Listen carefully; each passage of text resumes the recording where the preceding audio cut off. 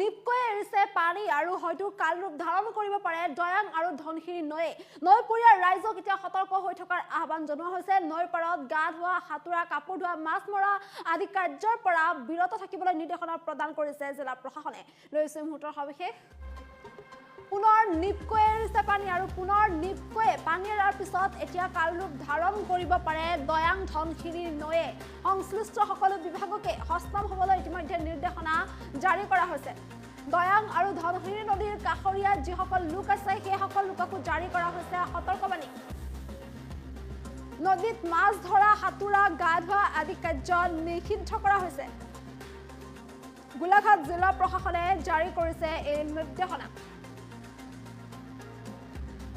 বৃদ্ধি পাব পাৰে নৈ দুখনৰ জলপৃষ্ঠ আৰু দয়াং ধনশিৰি নৈয়ে কাল ৰূপ ধাৰণ কৰাৰ সম্ভাৱনা প্ৰকাশ কৰা হৈছে বৰ্তমানৰ দিনৰ 12 বজাত ৰিজাৰ্ভৰ পানীৰ স্তৰ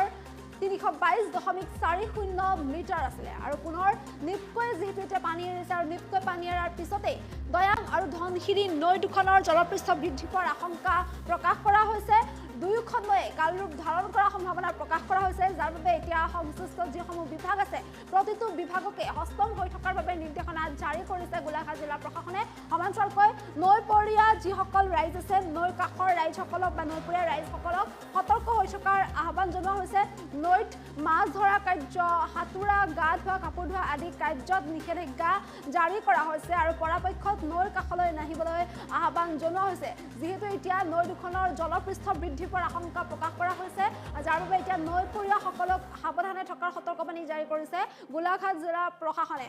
আৰু যেহেতু পুনৰ নিপকোয়ে পানী এৰিছে তেনেস্থলত দয়াং নৈ আৰু ধনশিৰি নৈ এই দুয়োখন নৈয়ে কাল ৰূপ ধাৰণ কৰিব পাৰে যিটো দুয়োখন নৈৰে জলপৃষ্ঠ বৃদ্ধি পোৱাৰ আশংকা প্ৰকাশ কৰা হৈছে দিনৰ 12 বজাত ৰিজাৰ্ভৰ পানী 322.40 মিটাৰ আছিল তেনেস্থলত পুনৰ নিপকোয়ে এতিয়া পানী এৰাৰ পিছতে নৈপৰীয়া ৰাইজক আহ্বান জনোৱা হৈছে যিকোনো মুহূৰ্তত পৰিস্থিতি আৰু অধিক ভয়ংকৰ হৈ পৰাৰ আশংকা প্ৰকাশ কৰা হৈছে এফালে মুখলা বৰষুণ প্ৰান্তে প্ৰান্তে অব্যাহত আছে আনফালে বৰষুণৰ মাজতে এতিয়া নিপকোয়ে পানী এৰিছে আৰু নিপকোয়ে পানী এৰাৰ বাবে